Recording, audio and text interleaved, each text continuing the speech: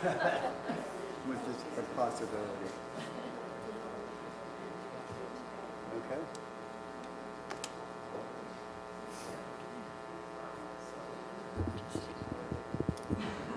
I don't know how loud this is going to be. How does it? Good? Okay. Okay, welcome everybody to the book festival. If you feel like moving up a little closer, please feel free to do so. People may be trickling in a bit. We're delighted that you came to the festival. I've been asked to announce that the festival is free, but we welcome and need donations, and donations may be made at the information tent out on the festival grounds. Food is available from the Homeport restaurant behind the Art Shack. Book festival book bags, perfect for beach and groceries, are available for sale at the information table as well. Today we're going to hear and see examples of Steve Kennedy Smith's new book, JFK, A Vision for America. He will be introduced by Steve Fischer, who is head of the New England Independent Booksellers Association. At the end, Steve Smith will take questions. We'll set up a microphone here, and we ask that you line up at the microphone to ask your questions. Afterwards, Steve Smith will be signing books immediately afterwards, actually, at the signing tent, which is over next to the book-selling tent. If you do have your cell phone with you, it'd be nice if you would turn off the ringer. I think that's it. So let me turn this over to Steve Fischer. Thank you.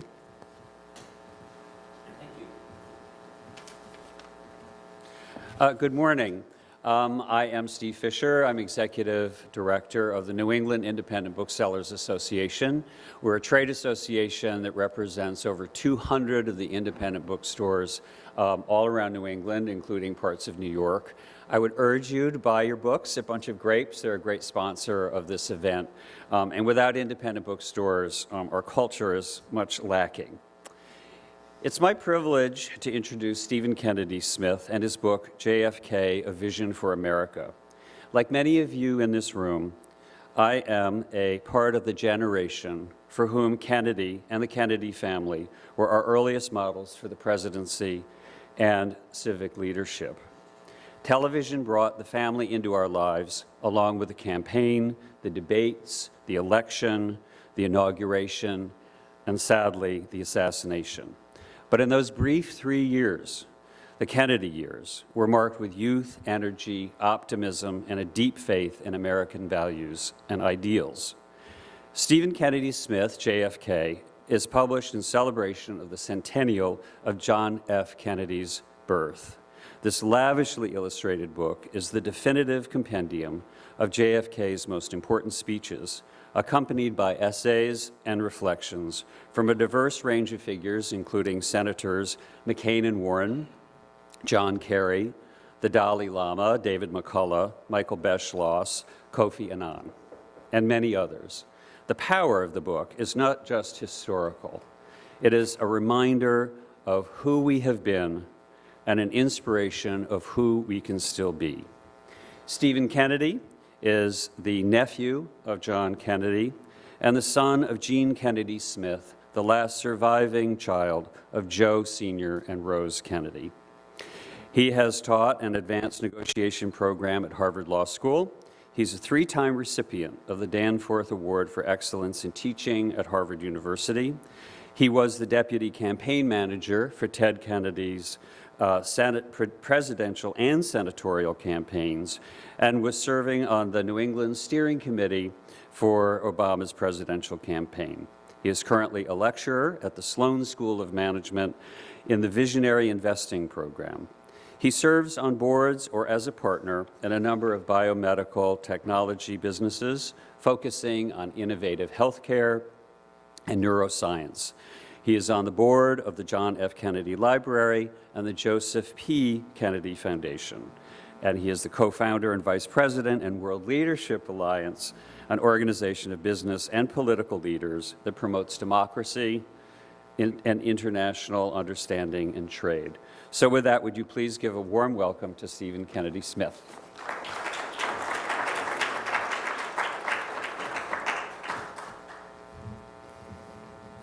Good morning.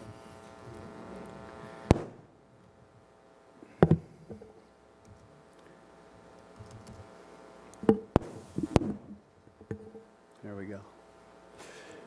So I want to thank Steve for that introduction. It's clear that you are great at introducing people. And thank you also for the meal last night. You forgot to say, however, that my mother is the youngest and most beautiful of all the Kennedy sisters.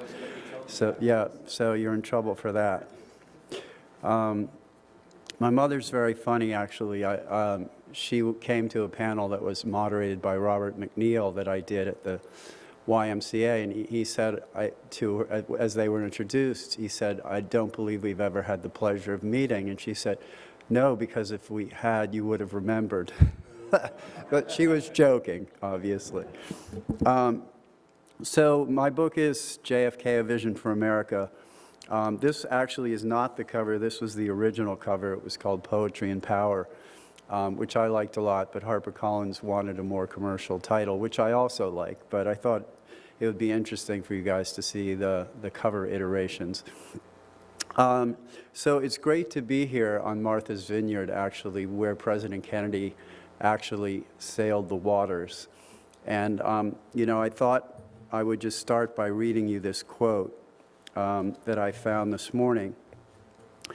And it goes like this. This is from President Kennedy. "I really don't know why all of us are so connected to the sea, except I think it is because in addition to the fact that the sea changes and the light changes and the ships change, it's because we all came from the sea. And it's interesting biological fact that all of us have in our veins the exact percentage of salt in our blood that exists in the ocean.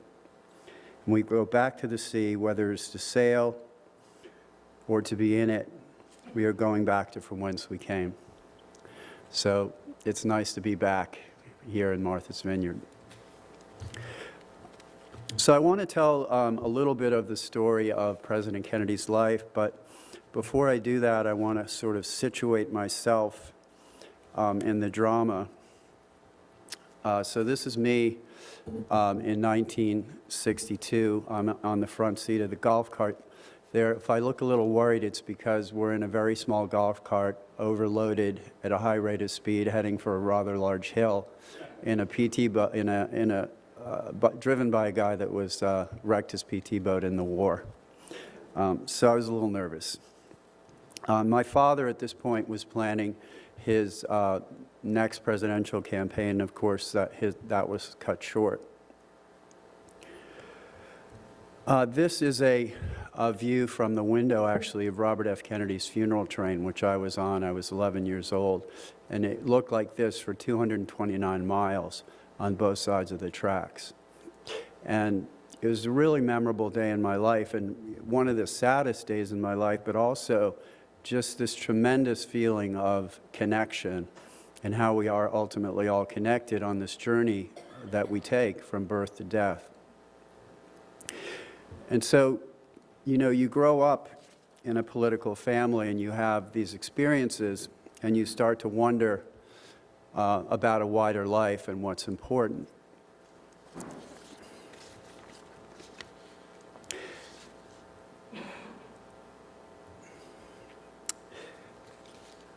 So the American historian Andrew Del Banco, in his brilliant book, the 1998 book, The Real American Dream, wrote the following: "We human beings need to organize the inchoate sensations amid which we pass our days.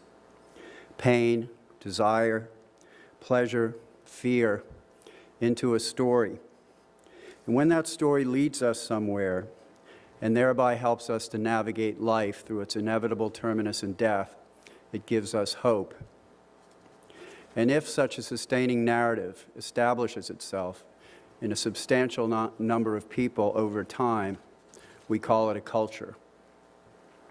Without some such symbolic structure by which hope is expressed, he continues, one would be, as the anthropologist Clifford Geertz has put it, a kind of formless monster with neither a sense of direction nor a power of self-control, a chaos of vague emotions and spasmodic impulses.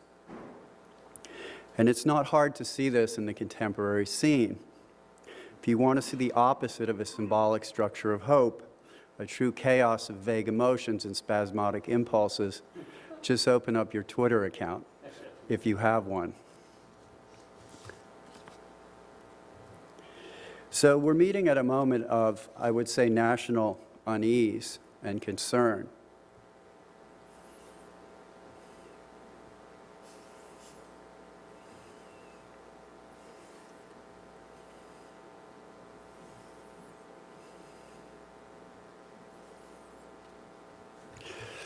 And I think actually President Kennedy's, and so my question really is, what is the real American dream? What is the narrative of hope that binds us together? And I got involved in doing this book because I picked up a book of the world's greatest speeches last year in the middle of the campaign, and I found this line in it from a speech that President Kennedy gave called Poetry and Power. And he said that our national strength matters, but the spirit which informs and controls that strength matters even more. And that the men who create power make an indispensable contribution to our nation's greatness, but the men who criticize power make an equally indispensable contribution. And he went on to say that the artist is the last defender of the individual mind against the intrusive society and the officious state. And he looked forward to an America which commanded respect not only for its strength, but for its civilization. And I thought, you know, he has a very coherent moral perspective and worldview that I just don't see in contemporary political dialogue. And so I really wanted to bring that to the attention of people once again. And President Kennedy really was the master of the unifying narrative that touched our shared civic bonds and our common humanity. And I think that patriotic, and I use the word patriotic deliberately, narrative is desperately needed today, because it's not the jejune patriotism of nationalism and military spending. It's something much deeper than that.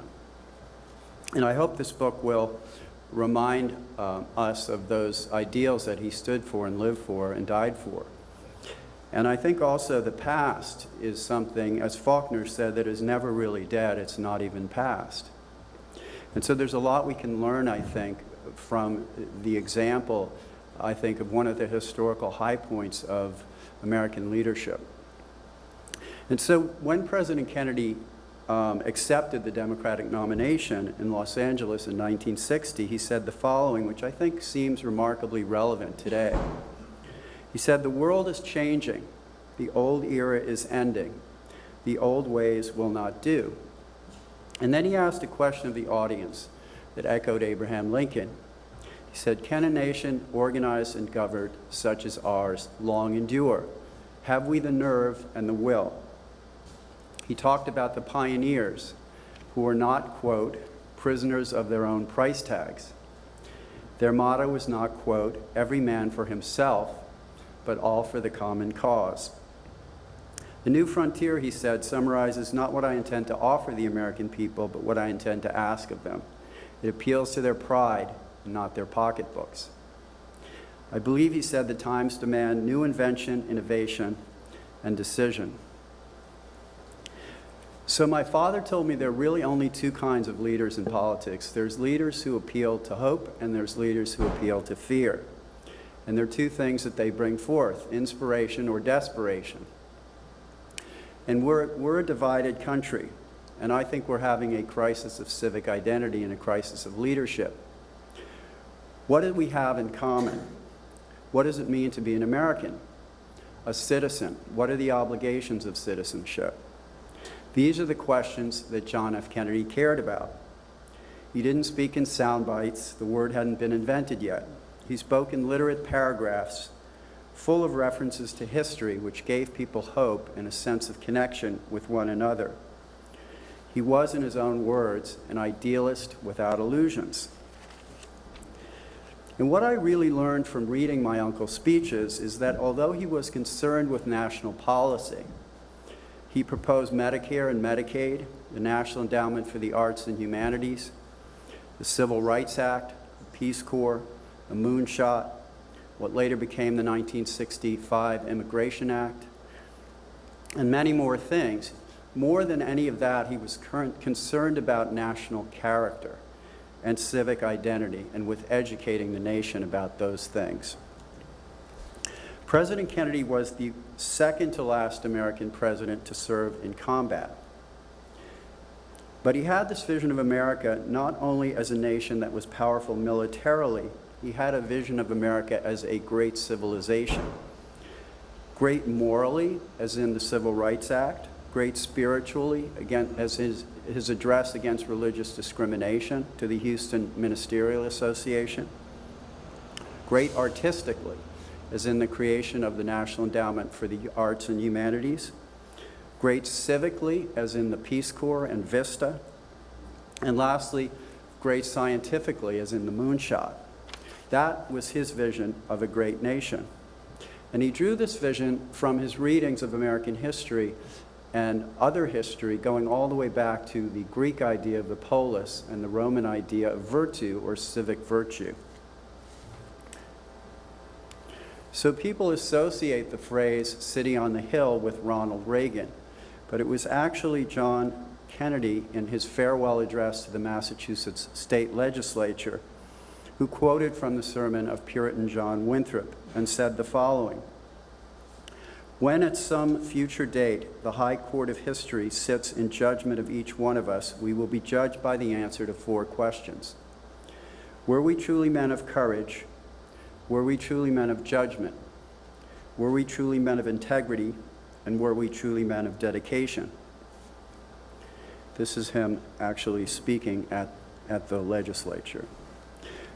So I think this was his primary concern as president. And now I want to talk a little bit about the roots of his upbringing and how it influenced his political philosophy and some of the high points of his presidency. So who was John Kennedy? Well, he was the descendant of immigrants from an Irish Catholic tight-knit family that was determined to make its way in America. And I think this family history gave him an innate sympathy with working people. That's him, in case you didn't recognize him, with my grandfather, back in the time when they were still wearing bathing suits with tops on them. This is my great-grandfather, P.J. Kennedy, who went to work on the Boston docks at the age of 14 after his parents died of cholera. So the Kennedys started from humble roots. And of course, one generation later, the Kennedys have made it in America. This is taken in 1939 on the lawn of the U.S. Embassy. To my grandfather's left, as you're seeing it, is my mother, and to her side is Rosemary, and then President Kennedy. Now, of course, my Aunt Rosemary was born with a developmental disability and tragically was treated with a lobotomy because that was the state of mental health in 1939. Of course, on the far right of this picture, as you look at it, my cousin Kathleen was killed in the war. 2 people over from her, not my cousin, I should say my aunt. My Uncle Joe was also killed in a secret bombing raid over Germany. And of course, President Kennedy comes back from the war with a broken back. And so this very powerful family, as all families do, encounters challenges and suffering. And there's a quote that I like from William James, who wrote an essay called "What Makes a Life Significant?" And in that essay, he says the following. He says, "The solid meaning of life is always the same eternal thing. It is the marriage of some unhabitual purpose with some energy, fealty, endurance, some man or woman's pains, and there is always and everywhere the possibility for that marriage to happen." And so I think President Kennedy comes out of the war and he finds his unhabitual purpose. He loses his two siblings who are the closest people in the world to him, and he finds that he wants to direct his life to public service. And so he really begins to focus on that, and he starts out, he is actually not a natural orator, but he goes all over Cambridge and all over the country speaking. And this is actually a picture of him on the Cambridge docks shortly after he was elected to Congress. And he becomes a great public speaker. In 1952, he runs for the Senate, beats Henry Cabot Lodge, and then misses narrowly the nomination in 1956 for vice president. And he becomes, according to his biographer Robert Dallek, next to Winston Churchill, who was his oratorical role model, the greatest orator of the 20th century. And his life, actually, from 1917 to 1963, kind of traces the rise of America as a great international power. And at the time that he's killed, we're at the height of our power and popularity in the world, before we get into the tragic mistake of Vietnam. So now I want to just touch briefly on elements of his presidency and I think his political philosophy. So in 1956, he underwent a back operation, and he was given last rites. He almost died, was convalescent for 6 months. And he came out of that, I think, this life-threatening operation, it actually deepened his interest and his ambition. And during the 6-month recovery period, with assistance from his staff, he writes Profiles in Courage about political leaders who defy the popular will to do what they believe is best for the country. A man does what he must, he writes, in spite of personal consequences, in spite of obstacles and dangers and pressures. This is the basis of all human morality. And I'm on the board of the Kennedy Library, and we have world leaders visit the library, and two of the people who visited were Václav Havel, who started the Velvet Revolution in Czechoslovakia, and also President Yevchenko, the Orange Revolution in the Ukraine. Of course, we've had Nelson Mandela and Lech Walesa, but both of those leaders actually quoted that line from John F. Kennedy when they came to the library. And of course, I think it really prophetically foretells his civil rights speech. So another thing that I think is relevant, in 1956, he comes to the Harvard commencement address, and he gives an address called The Politician and the Intellectual. And he says the following: "Our nation's first great politicians were among our great writers and scholars. Books were their tools, not their enemies." And he said, "We need both the technical judgment and the disinterested viewpoint of the scholar to prevent us from being imprisoned in our own slogans." I think that's more than ever applicable today, and not only to the right, but to the left as well. So he valued learning and reason, and he looked at things very pragmatically and non-ideologically. And for this reason, he was actually not beloved by the liberals in the Democratic Party, and he did appoint 2 Republicans to his cabinet, Henry Cabot Lodge as ambassador to the UN and Doug Dillon as Treasury Secretary. So I think that's worth remembering for those of us who are very partisan in the Democratic Party as well. So another defining element of his political philosophy is his belief in the end of colonialism and the right to national self-determination. So he travels to Southeast Asia in '52, and he says, "No one can doubt that the great currents of history are moving in the direction of pluralism and independence for all nations." And he feels the United States should align itself with this trend and with the emergence of these new post-colonial movements. And this is contrary to the hardline policy of the Dulles brothers in the Cold War.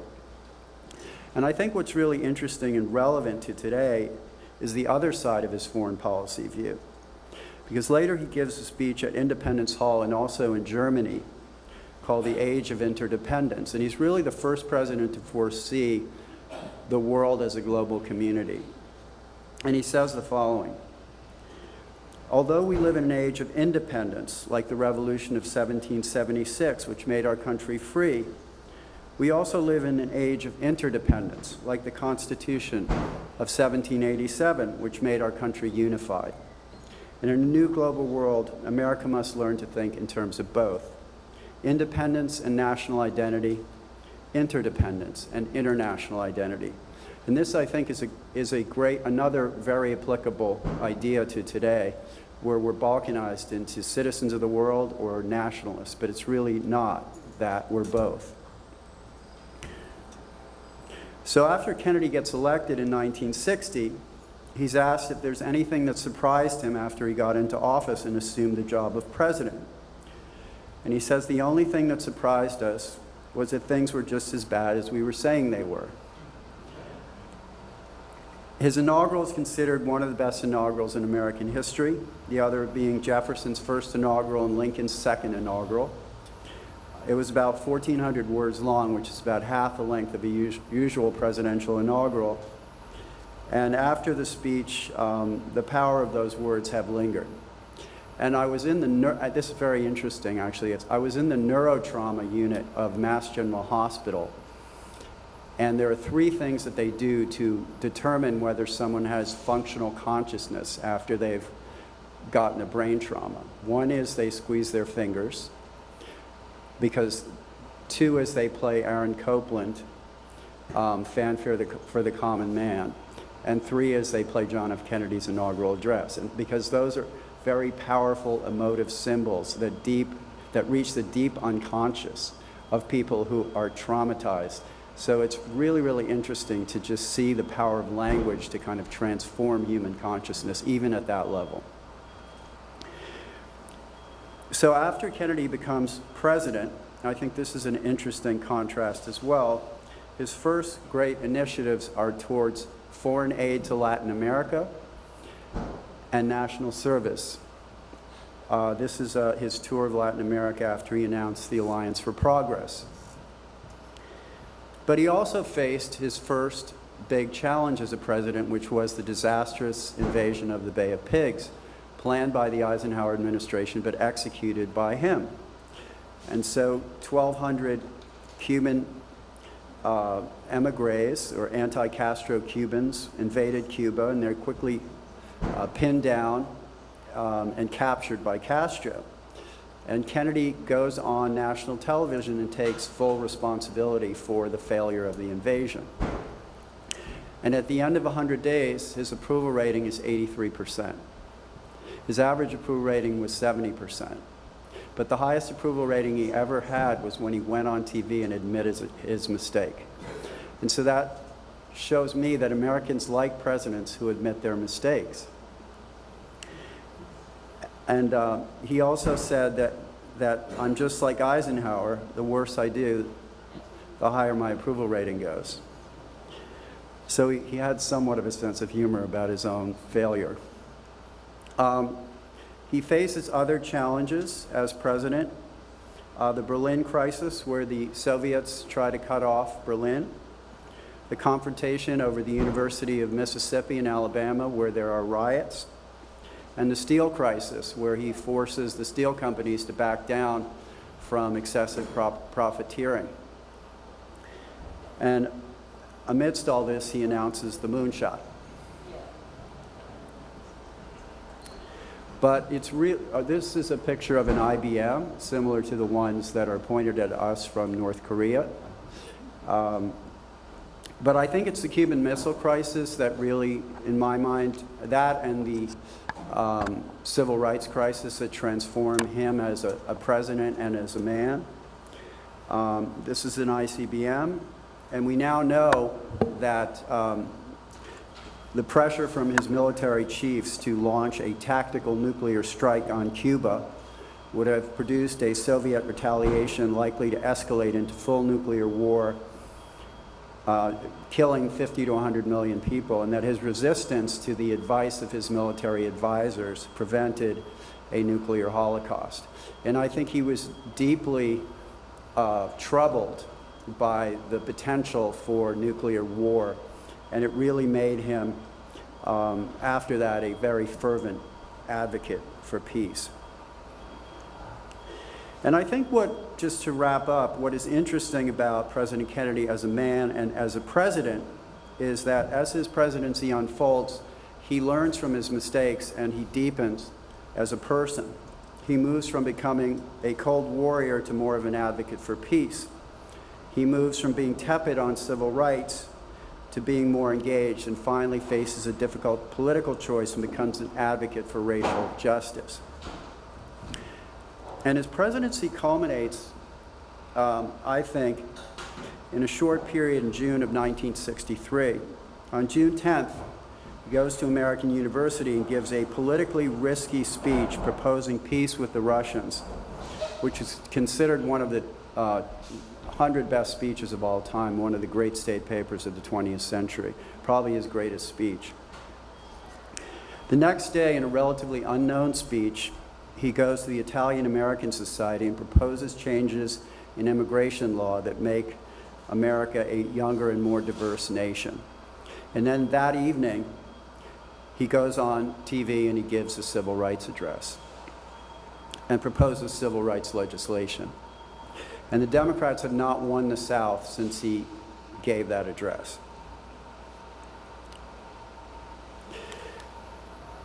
2 weeks later, he goes to Berlin and gives the Berlin Wall speech.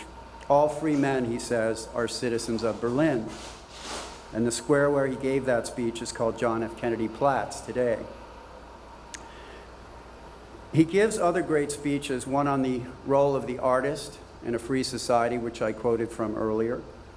Another on women's rights. Actually, he proposed the Equal Pay Act for women. And one on foreign aid called The Family of Man, which Jimmy Carter writes about in the book, which is a beautiful tribute to the universal aspects of humanity. And then a few months later, of course, he's gone. And if you look at my uncle's great speeches, they do have something in common. And I would call that something, what he called it, I would call it idealism. They asked him how he wanted to be remembered, and he said, as an idealist without illusions. And so I think he was an idealist without illusions. He had these idealistic statements like this from American University. In the final analysis, we all inhabit this small planet. We all breathe the same air. We all cherish our children's future. And we are all mortal. And realism, like this from a press conference, forgive your enemies, but don't forget their names. So my aunt, Jackie Kennedy, or Bouvier, or Onassis, as you care, who lived on this island for many years and loved it so much, said that after she met President Kennedy, she said she was drawn to him because he had imagination, and that was a difficult thing to find in a man. The women always laugh when I say that. And I think he had an acute sense of the worthiness of human aspiration, but he was also very realistic about human frailty. Our problems, he said, are man-made, therefore they can be solved by man. And no problem of human destiny is beyond human beings to solve. But he also said in another speech, our problems are not susceptible to easy or permanent solutions. And that, I think, is the paradox and opportunity of citizenship that he presented us with. So what are the lessons of John F. Kennedy's presidency for today? Well, one lesson is something that I read in the last speech that he never got to give, the speech in Dallas. And he said the following: in a world of complex problems, in a world of frustrations and irritations, the policies of the United States must be governed by learning and reason. Otherwise, those who confuse rhetoric with reality and the plausible with the possible will gain popular ascendancy with their seemingly quick and easy solutions to every world problem. So one lesson of that is that we need to elect people who are qualified and who make their policy judgments based on evidence and learning and reason. I think probably everybody knows that by now anyway. And I think one thing that and this is my opinion, but I think the Democratic Party needs to become the party of patriotism, and it needs to become the party with a unifying message, and not the party that is primarily the party of grievance and the party of interest groups, which is the way it's often perceived. And I think that's one thing that John F. Kennedy was very good at doing, is framing a universal message, just like Franklin Roosevelt was good at doing and Barack Obama was good at doing. And that's what it needs to do if it wants to succeed. And I think it needs to re-embrace President Kennedy's idea of service and American civic identity. You know, for $30 billion, about half of what Donald Trump proposes for an increase in the defense budget, we could pay the college tuition of every person who wanted to serve in this country. And I think that would be a wise investment. And the last thing is that John F. Kennedy's patriotism was not based on nationalism and military spending. It was based on individual actions of conscience and belief, and on our shared civic ideals: freedom of the press, freedom from religious discrimination, social and economic opportunity, civil rights, and truly representative democracy, not democracy dominated by special interests. So President Kennedy said that the world would be a better place if more politicians read poetry. And so I'm going to quote from our former National Poet Laureate, Charles Wright, who wrote the following: "It may not be written in any book, but it is written. You can't go back. You can't repeat the unrepeatable. No matter how fast you drive or how hard the slideshow of memory flickers and releases, it's always someplace else, some other car in the driveway, someone unrecognizable about to open the door. Our future is before us, to shape as we can. Is it possible to imagine a country more unified, more conscious of its considerable achievements and its common heritage? A country where our leaders are willing to ask everyone to serve instead of the few who fight our wars, where more than 57.5% of us are willing to vote. A country where, in the words of John Winthrop's sermon, we, quote, forego superfluities in order to preserve necessities for the many who need them. I think we can imagine such a country. I look forward," President Kennedy said, "to a great future in which our country will match its military strength with moral restraint, its wealth with wisdom, and its power with purpose. If we do that," he said, "I am confident in due season we shall reap the kind of world we deserve and deserve the kind of world we shall have. We need each other to make that dream come true. Let's renew our efforts." Thank you.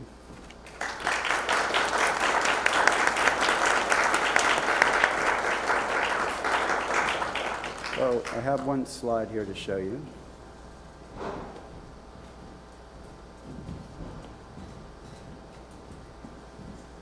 Trying to get this. How do we make this play? There we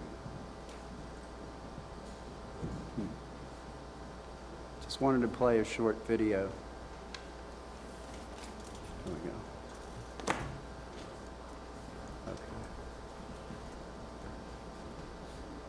I'm going to one more try.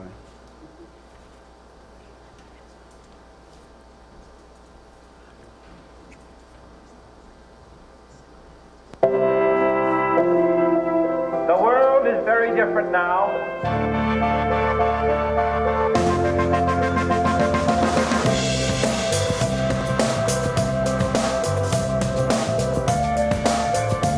Together, let us explore the stars, conquer the desert, eradicate disease, tap the ocean depths, and encourage the arts and commerce.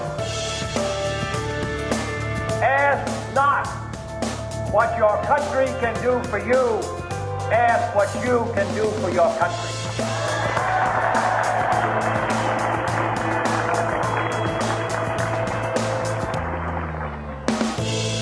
This country of the United States was not built by those who waited and wished to look behind them.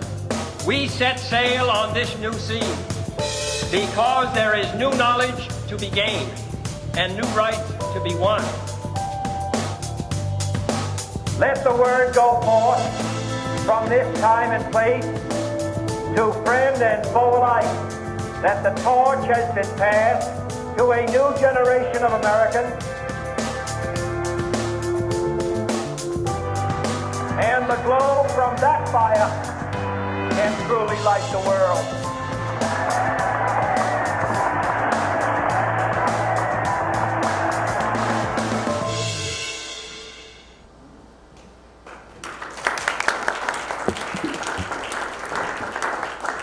Thank you so much to Stephen Kennedy Smith for a fabulous presentation. And we have a little bit of time for questions. So if anybody has any questions, please feel free to step up to the mic.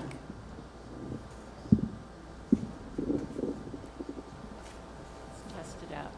No. Sure, go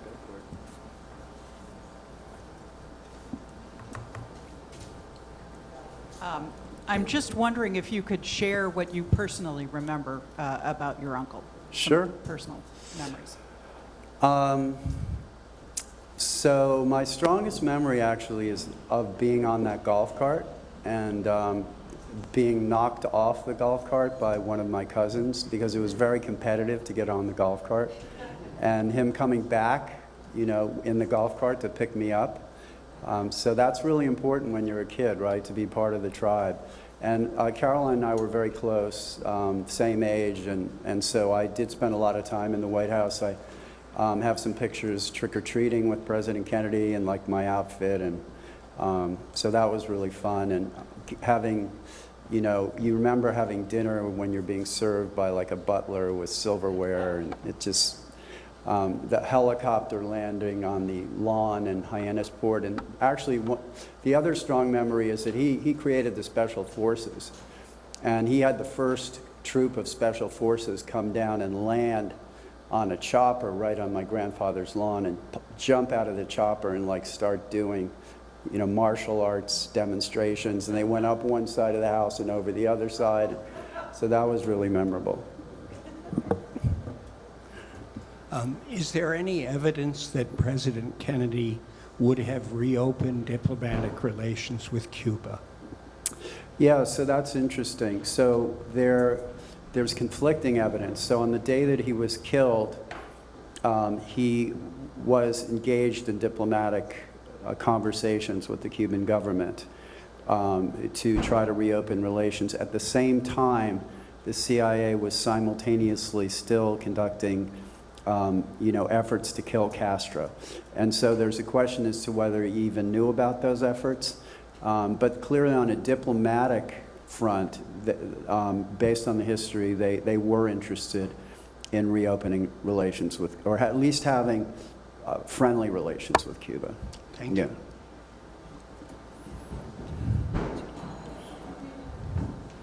So I have two very unfair questions. Go ahead, that's why I'm here. Given your terrific historical perspective, one, do you have any sense of how we regain the Kennedy vision in our country and begin to think about that going forward? And two, do you see any political candidates on the landscape that could fill the role that John Kennedy filled? Yeah, so I kind of believe in the Charles Wright poem, right, that lightning never really strikes twice in the same way. However, I do think that the Democratic Party has the opportunity to reframe its message in a way that will enable it to win the next election by being more pragmatic and centrist than it's being right now, and I think there are a number of candidates who are really, really interesting and promising, and I'll name some of them. Gina Raimondo, the governor of Rhode Island, a Rhodes Scholar, former venture capitalist, reformed the pension system in Rhode Island, just very, very capable. You have Mitch Landrieu, white mayor of a black southern city. People talk about Kamala Harris. I haven't met her. And there's some others. But I think the opportunity now is that with the departure of the previous power structure in the Democratic Party, there's the opportunity for new talent to emerge, which wasn't there before. And I'm really a big advocate for this organization called Represent Us, which is trying to reform the political system by doing 4 things. 1, making it illegal to accept contributions from industries which you regulate, which is not illegal in the United States. Number 2, campaign finance reform. Number 3, nonpartisan redistricting of congressional districts. And so those types of things, I think, will help the American political system to be more healthy than it is right now. Is that responsive?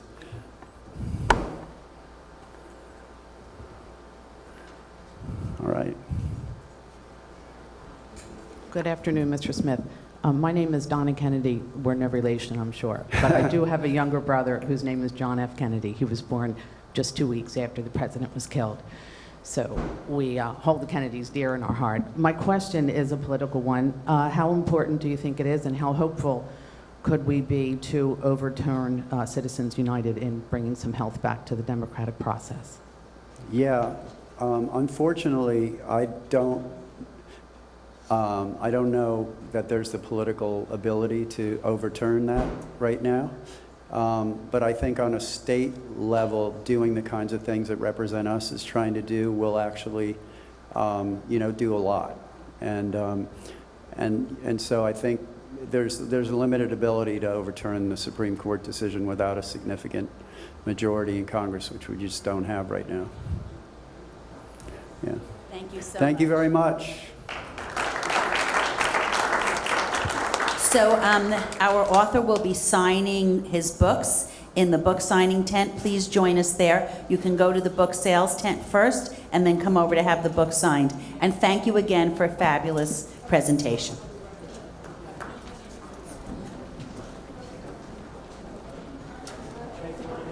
Yes, please, that. Yes.